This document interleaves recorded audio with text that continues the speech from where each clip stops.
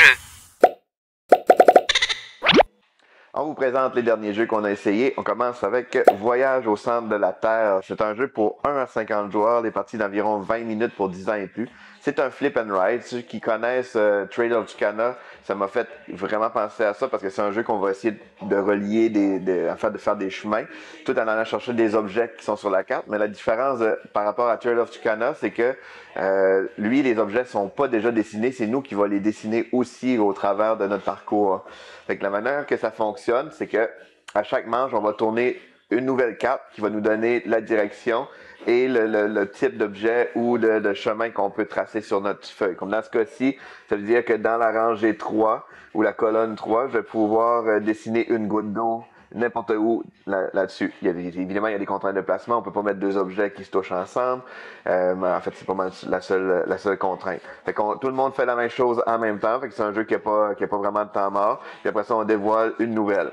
Ça, c'est comme une carte avec une interaction négative. Ça veut dire qu'on va donner notre feuille à notre joueur de gauche et il va devoir assurer une case dans la colonne 5. Fait que ça va faire un effet négatif parce qu'on redonne la feuille au joueur puis on continue comme ça. Comme je disais, le but du jeu, en fait, c'est de tracer des chemins. C'est qu'on va rentrer par un des volcans. On va aller au centre de la Terre, puis idéalement essayer de sortir par un des autres volcans. Puis en ce faisant, il faut essayer de relier le plus de petits objets possible. Mais l'affaire, c'est que à toutes les fois qu'on va devoir rebrasser une des piles de cartes, on va dévoiler un volcan qui n'est plus accessible parce qu'il tombe en éruption. Fait que si on s'enlignait vers le volcan désigné par un carré, là on n'a plus accès, il va falloir essayer d'aller par un autre. Sinon, il y a des personnages aussi pour nous aider. Il y a l'eau, en fait, à toutes les fois qu'on vide l'autre pioche de cartes, il va falloir boire une gourde d'eau. Fait qu'il faut s'assurer de ne pas manquer d'eau aussi, ça nous donne des points, mais il faut absolument aller les chercher. Ça, c'est les gouttes d'eau qu'on a dessinées comme tantôt. Fait que c'est vraiment ça le jeu. Les chemins, ça va ressembler à ça. Fait que là, par exemple, ici, il faudrait tracer une ligne droite dans la rangée E. Fait que c'est un bon flip and write. C'est très simple à prendre en main. C'est beaucoup de prise de risque. Il y a un peu de hasard aussi, évidemment, parce que on sait pas qu'est-ce qui s'en vient, puis dépendamment où on se positionne. Donc, c'est Voyage au centre de la Terre. On a aussi joué fin de semaine dernière à Alerto. C'est un jeu de Uwe Rosenberg. Moi, j'ai un gros attachement pour cet auteur de jeu-là parce que quand j'ai commencé dans l'univers des jeux, c'est vraiment ces jeux à lui qui m'ont accroché au bout avec Caverna ou Terre d'Al ou le Havre. C'est vraiment tous des jeux que j'ai vraiment beaucoup aimé. Et dernièrement, il a fait beaucoup de jeux plus style Patchwork, Indian Summer, qui étaient aussi des bons jeux. Mais là, c'est comme un retour au style agricole, au style gestion de ressources. C'est pour un jeu pour 1 à 4 joueurs. Les parties, c'est entre 50 et 140 minutes selon le nombre de joueurs pour 12 ans et plus. J'ai vraiment aimé ça. Il y a plusieurs petites mécaniques intéressantes. En fait, on retrouve le côté agricole comme dans beaucoup de ces autres jeux. La différence, c'est qu'il y a un principe de jachère. Fait que si on plante pas rien dans nos champs, mais à la fin du tour, ils vont monter d'une case, puis ça, c'est la valeur qu'ils vont récolter. Fait que si, par exemple, dans un tour, je vais planter du maïs, mais à la récolte, je vais avoir 5. Mais là, quand je récolte, ils perdent un petit peu d'efficacité aussi. Fait que si je récolte trop souvent mes champs, ils perdent de plus en plus d'efficacité, fait que je vais faire des moins bonnes récoltes. Fait qu'on va essayer de cultiver nos champs, on va pouvoir en cultiver d'autres, les laisser mûrir d'une certaine façon là, pour être plus efficace.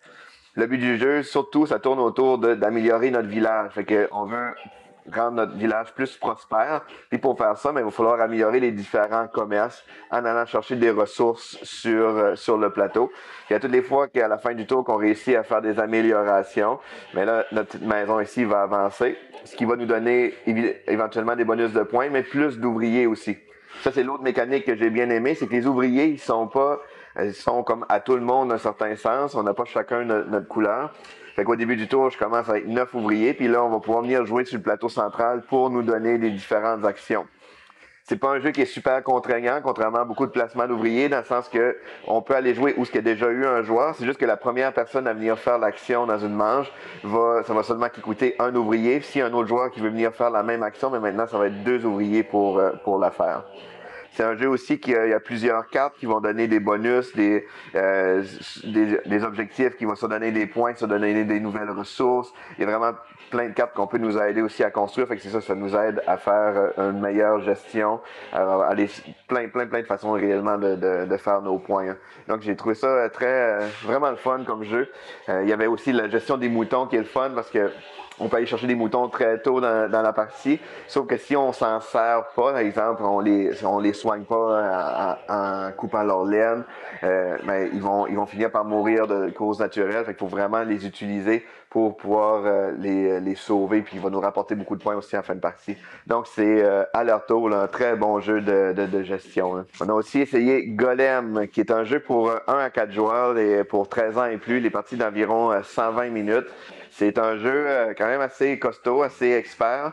Un des gros avantages que j'ai beaucoup aimé du jeu, c'est que beaucoup de choses est modulable. Ça vient avec le défaut que c'est long à la mise en place, mais toutes les tuiles d'action, on les met pas toutes dans une partie, fait qu'on les prend au hasard, on les place, ça change beaucoup la stratégie. Même sur le plateau des joueurs, on a des modules différents pour différentes sections du plateau, fait que c'est pas toujours les mêmes façons de scorer les points. Ça, c'est un autre module qu'on peut prendre au hasard ou en tout cas faire un genre de draft pour jouer.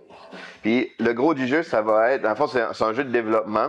Puis il va falloir, il y a plusieurs modules. En fait, il y a le côté ici qu'on peut développer nos golems, fait qu'on peut rapatrier nos golems sur le jeu. On peut les améliorer aussi. Là, ça c'est des petites améliorations qu'on peut faire qui vont nous rapporter des points en fin de partie.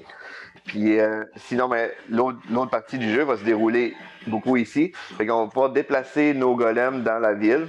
Puis si on veut les activer, ben, ils vont pouvoir faire l'action selon leur emplacement. L'affaire, c'est qu'on a aussi des étudiants qu'il va falloir amener au même niveau que les golems idéalement. Parce que s'ils sont en arrière des golems, il va falloir dépenser beaucoup de jetons connaissances, qui est comme une ressource, pour payer la différence, pour pas perdre le contrôle de nos golems réellement. Et encore une fois, tout ça pour gérer nos actions, ça va venir avec la distributrice de billes qui va être ici. C'est que là, il y a plusieurs aspects. C'est pour ça que c'est comme un genre de gros casse-tête. C'est pas un jeu qui est nécessairement difficile à prendre en main, mais c'est quand même beaucoup de choses interreliées qu'il faut réfléchir. C'est si, par exemple, je décide de prendre cette bille-là, mais là, les billes blanches ne me permettent pas d'avancer d'étudiant. Mais si j'avais pris une bille bleue, mais je vais pouvoir avancer mon étudiant dans la rue bleue qui va être ici, comme ça. Ou que je prends la bille, le nombre de billes qui sont dans le distributeur, ça va faire des multiplicateurs. Fait comme par exemple, ici, si je prends cette bille-là, je vais pouvoir avoir 3 briques.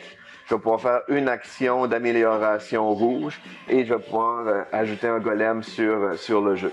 Fait que c'est vraiment par rapport à la quantité, par rapport à la couleur. Parce que selon les manches aussi, comme dans la première manche, si j'ai pris une bille jaune et une bille rouge, ben, je vais pouvoir faire une action bonus. Fait que ça vient tout jouer un peu dans les choix qu'on va faire par rapport aux billes, par rapport aux bonus qu'on veut avoir, par rapport aux étudiants qu'on veut avancer, par rapport aux actions d'amélioration qu'on veut faire.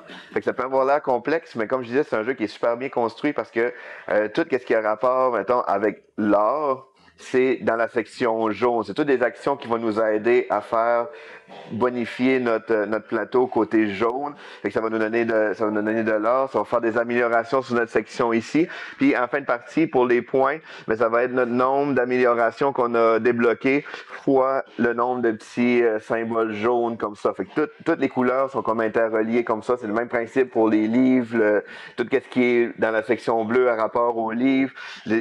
Ça va nous aider à débloquer les sections qui sont en haut, qui va nous donner des bonus qui vont venir ici, qui va nous aider à monter sur cette pièce-là, qui va nous donner des points par rapport au genre de chandelier bleu qu'on va récupérer comme ça. Fait que c'est vraiment un jeu qui est complexe, mais tellement bien construit que ça aide à bien prendre en main. On a vraiment aimé ça. Là. C'est un très beau casse-tête d'optimisation. Fait que c'est Golem.